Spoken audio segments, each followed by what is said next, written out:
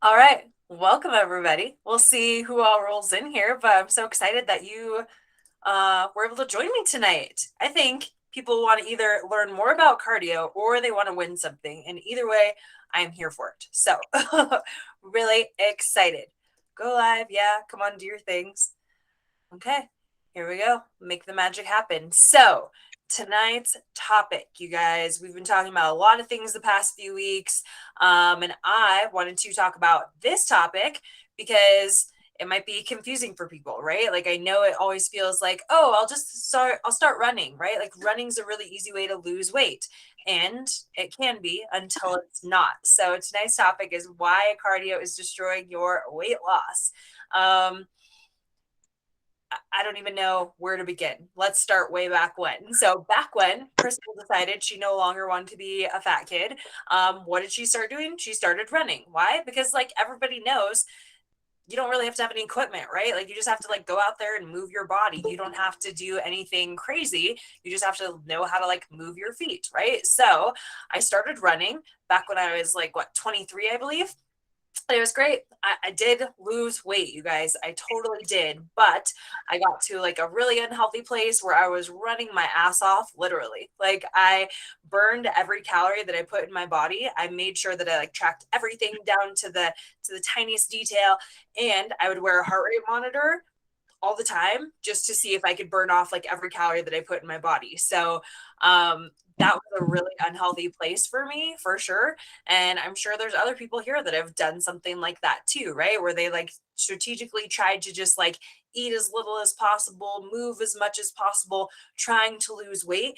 But what ends up happening a lot of times is you just have this like skinny fat look to you. And I've talked about this on previous trainings and stuff before where it's like we don't really want to look like that melted wax candle or Shar Pei, right? We want to look like this lean, toned, athletic body. And maybe that's like seems like light years away for people, but it really isn't. Like it really just takes being educated with what builds a lean and toned and defined physique. And that comes down to strength training typically. Okay. So let's talk here a little bit about cardio, right? So cardio is good for your health. So that is not something that is up for debate. Cardio is good for your health when you don't abuse it. So I want to say the recommendations would be like 120 to 150 minutes of quote unquote cardio or aerobic activity. So throughout the week, that doesn't look like anything too crazy, right? That could be 30 minutes of leisurely walking 5 days a week. No big deal. Like you should be doing stuff like that. And you should also be elevating your heart rate a little bit too, just to know that like you can have that. You can take on more cardio. What am I trying to say? Capacity. That's the word. So there's nothing wrong with doing cardio.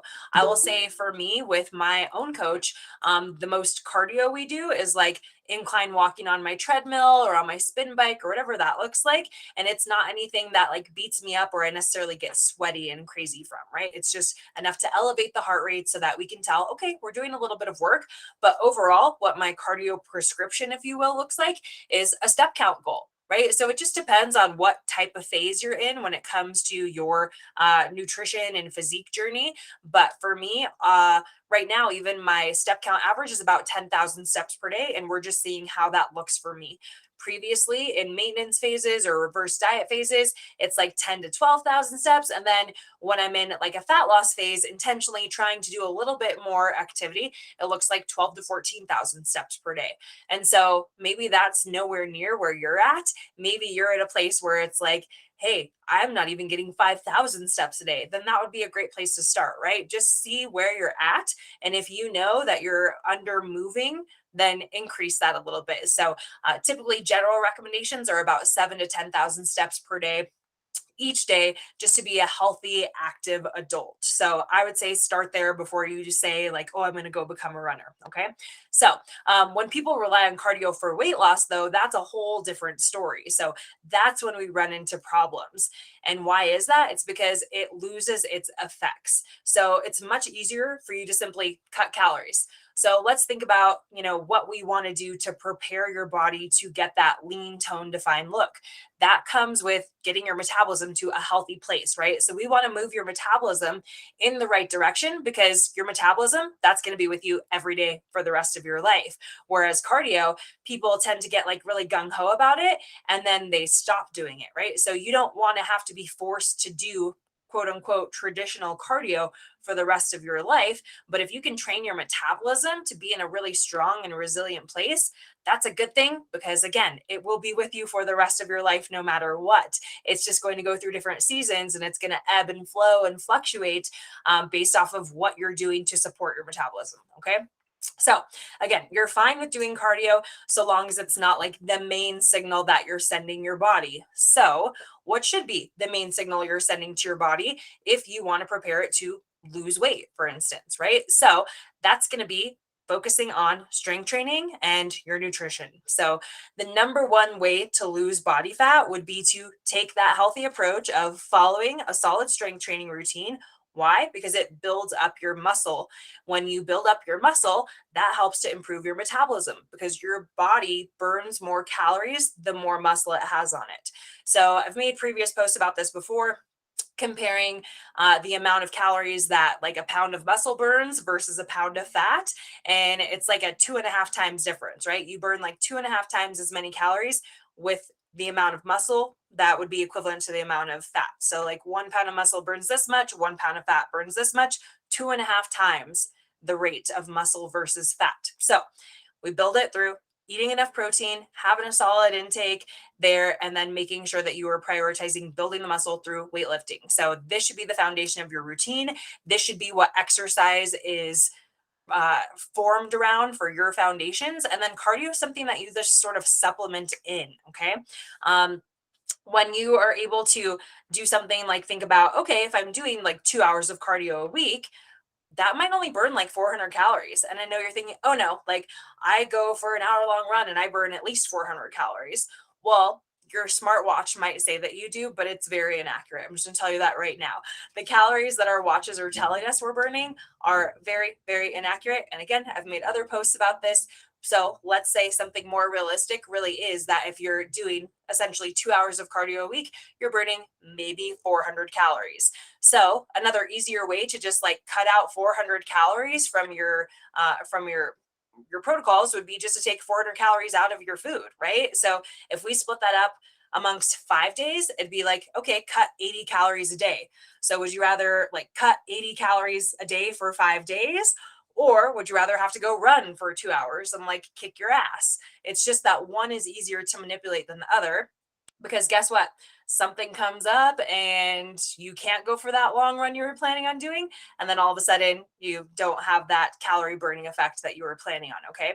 So, from a fat loss perspective, cutting calories should be the first strategy that you utilize before you amp up your cardio. Okay. So, always look at, can I change something with nutrition before I focus on, can I add in more intense exercise? Because we know that that means it's going to take more time, right? It doesn't take you more time to eat less food. It really doesn't, right? But it does take more time to actually intentionally have to go do cardio or whatever that looks like for you. Okay. So, not a terrible strategy. It just has its own place and time. And it's really the idea that most people abuse cardio, right? Cardio is not terrible and we can all do it, but most people just use it in the wrong way, when really they should be looking at, what do my actual workouts look like and what does my actual nutrition look like? So, if you're trying to lose like 20 or more pounds, it would be a much better strategy for you to work on building your metabolism first. Okay. So build your metabolism, eat a quality diet, eat plenty of protein each day, build muscle, add calories into your intake, and get to a point where your metabolism is fired up, it is speeding on all cylinders, and then slowly, gradually take away calories, manipulate your training, so fixing whatever needs to be fixed with your strength training to give you some new adaptations that your body is needing to work harder to achieve that muscle maintaining or muscle building. And then your body is going to adapt and it's going to burn more calories, right? So when we have a stronger metabolism, By building more muscle, we are then able to burn more calories at rest, being active, doing anything, right? You'll even burn more calories while you're sleeping simply by building more muscle. So then you can slowly lose weight. And as you get closer and closer to that end goal, that's when you can focus more on adding in more strategic cardio if you needed to, right? So kind of like what I was telling you earlier, where it's like right now I'm just in this like kind of chill out phase. Cool, 10,000 steps a day. If I'm in a deficit phase where I'm trying to intentionally lose body fat, that looks like bumping it up to 12 to 14,000, for instance. So again, it's something that we add on and we manipulate when necessary, but it really should be the last thing that you try to add on. Okay. So don't do it from the get go because, again, your body will adapt to the amount of cardio that you're doing. So if, for instance, you start off and you're like, okay, well, I can run 20 minutes a day, no big deal. Okay, great. And then you see really great results.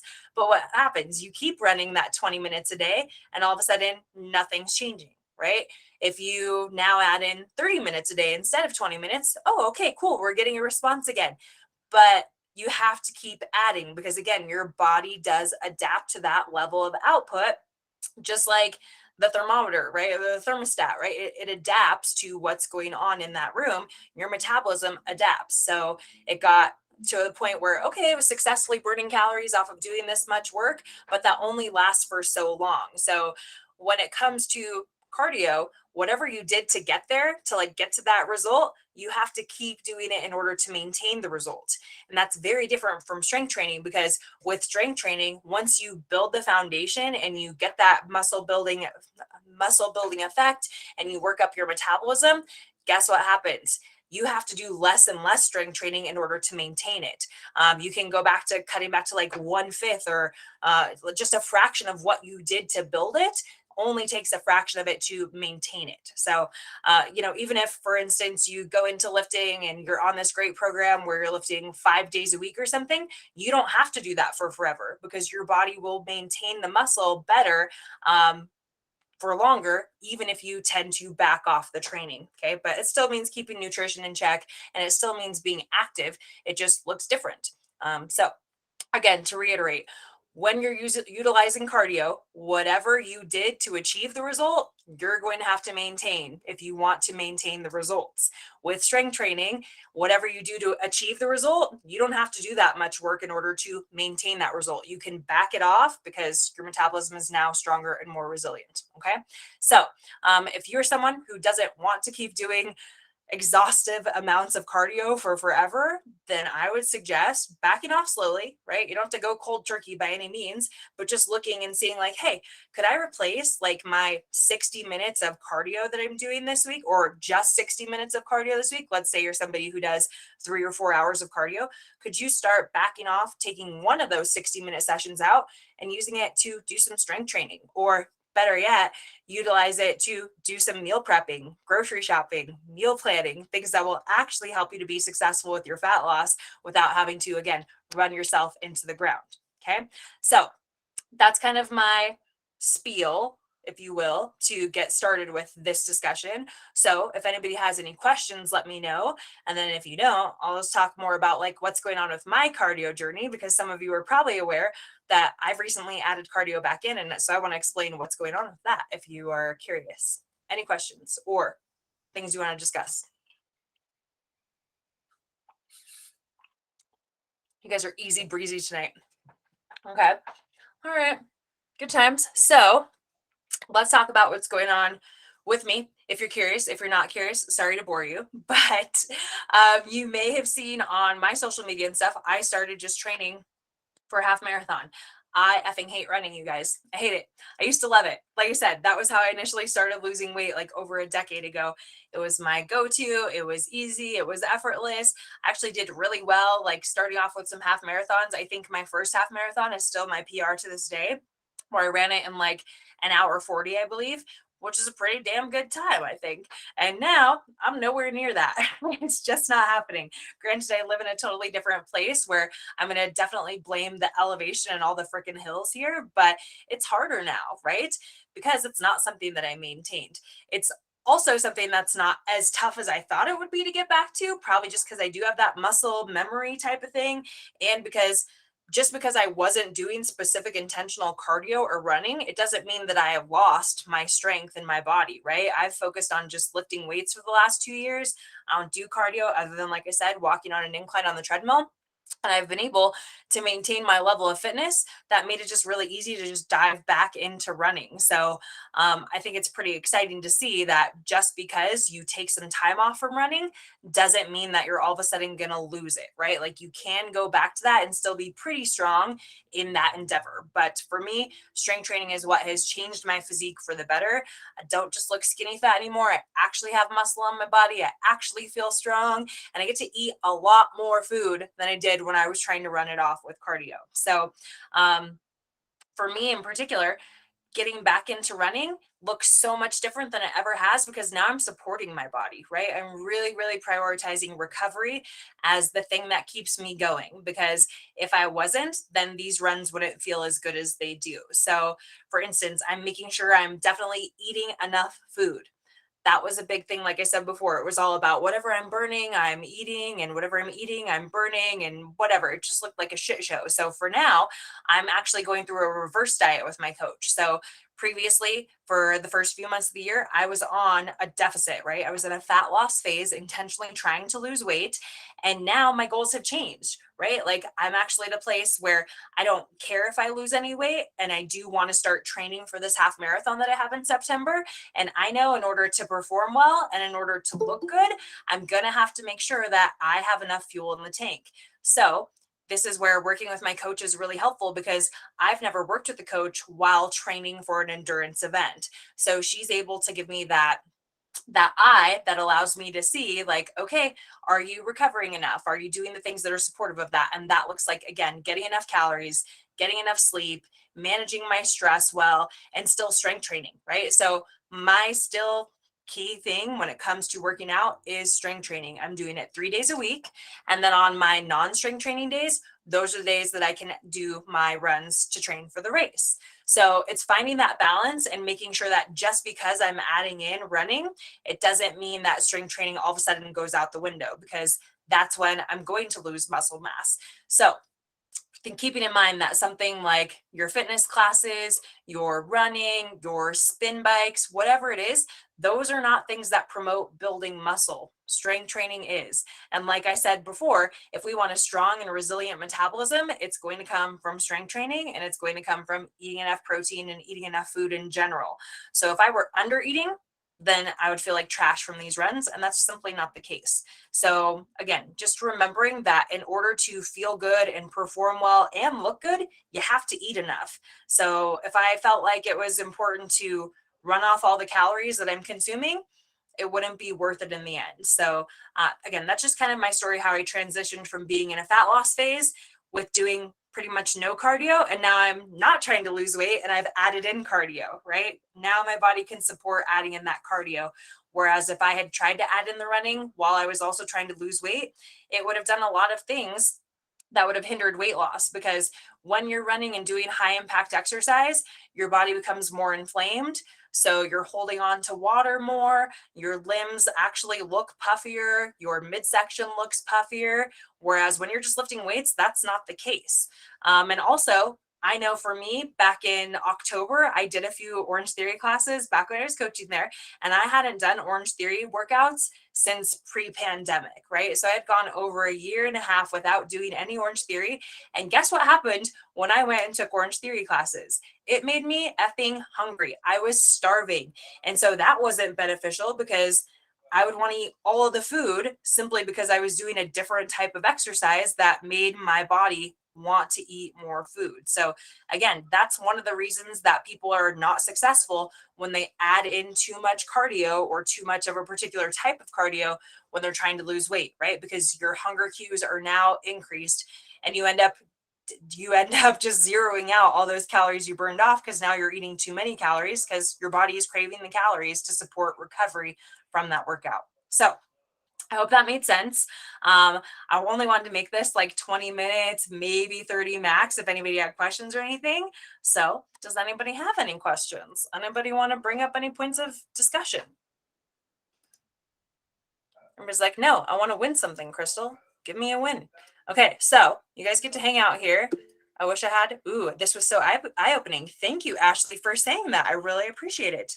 I am looking for my name picker because I'm going to put your names in this wheel. So we got my girl, Deidre. I'm going to put these names in. So don't worry, I'm just calling out your names because you guys are live here. Ashley, Jen, we got Anne, Penny, Katie, we got Alyssa and Emily.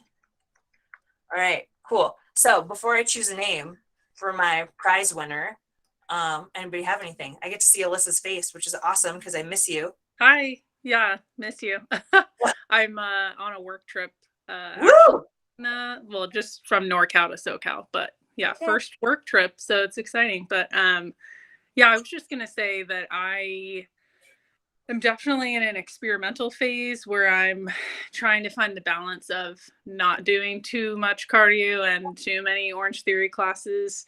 I think I had mentioned to you before, I'm doing like every other class is a Lift 45 class, so it's not cardio because I mean, I told you I live alone. I struggle with doing just strength training on my own. So I do the Lift 45 classes and it doesn't include cardio, and I get in a good lift and do that every other cardio class. So it's come out to about 4 classes a week, 2 Lift 45s and 2 Orange Theory classes. Cool.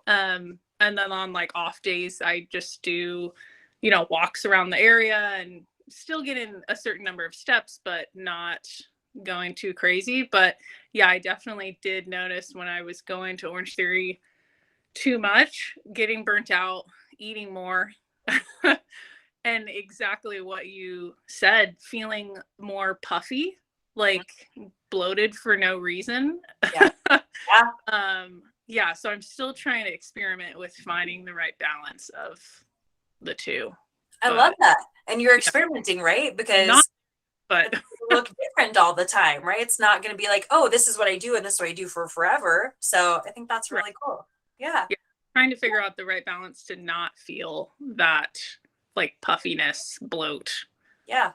But yeah, just figuring it out. It's definitely a work in progress. The struggle is real, girl. You're not alone. Yeah. Well, I'm so glad you shared. Thank you. Thank you. Emily, what do you got? So I was just going to say that I noticed, so I did Orange Theory for quite a while. And I don't feel, my knees don't hurt anymore. So I haven't done cardio in over a year, I think. Yeah. So I don't run. I never was a good runner anyway. I was like a speed walker, but now I just do walks when I can, but I still get in like 10,000 steps a day most days. Just living. Yeah. But yeah, my knees don't hurt. My joints don't hurt as bad as like when I went to Orange Theory. Yeah, that's huge. And again, this is not any of us hating on Orange Theory, you guys. I promise you, I have a love for it. I love that people find something that works for them, but it's just pointing out those things. Yeah, like I feel like with lifting, at least, like my joints don't hurt. And then if they do hurt, you know, you did probably something a little too heavy. Yeah. Exactly, right? And then with like running and high intensity and stuff, I know that was my challenge too. Like I had to go to physical therapy, you guys, because I effed up my knees, and it was from those classes, right? And so that was one of the big things when my coach cut out like cardio from my protocols, and she told me no more Orange Theory. Like, no, you can't do it right now. 1, you're too stressed out of a person. 2, like being in a fat loss phase and stuff is stressful, period. And that type of exercise is just stressful on your body and definitely on your joints. So I definitely had inflammation. I had the sore knees, sore hips, sore ankles. And you guys, you'll even notice like back pain, neck pain, shoulder pain. That comes from these things too, right? You might think it's because, oh, it's got to be something I'm doing with my back. A lot of it comes from the lower body. Typically, anything that's going on throughout your body, I don't care if it's your shoulder, oftentimes it stems from the ankles, right? It's coming from the base. So I love those points, you guys. Thank you for sharing. And it helps me to know that like I'm not alone, right? I'm not alone. I'm not just imagining things.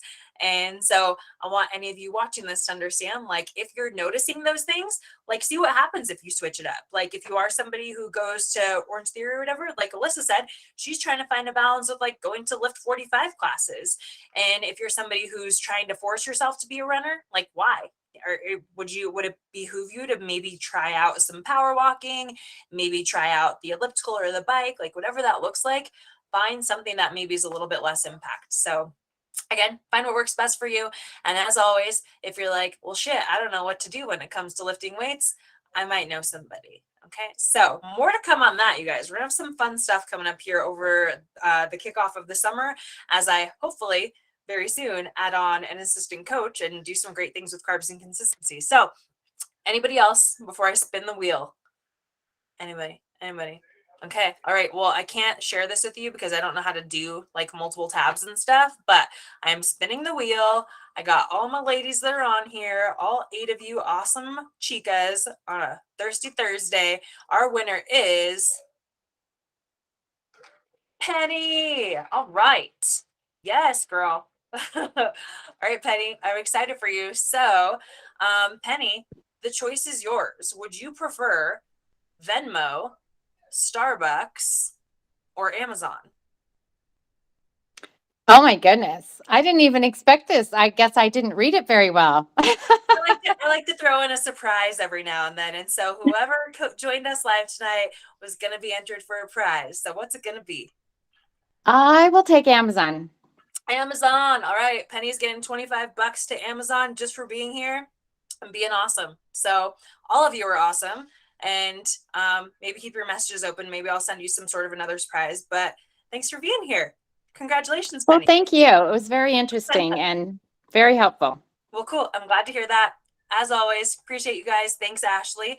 And thanks to every single one of you. So next week, I think the topic is going to be all about like how to not F up your diet or whatever Memorial Day weekend, right? I think that'll be a good topic for us. And it might be on a different night because I might be bringing on another guest coach to speak with me, because I think it's good to have that banter, but it's going to be all about like how to just stay on track for Memorial Day weekend so you don't feel like you're starting over at the start of June.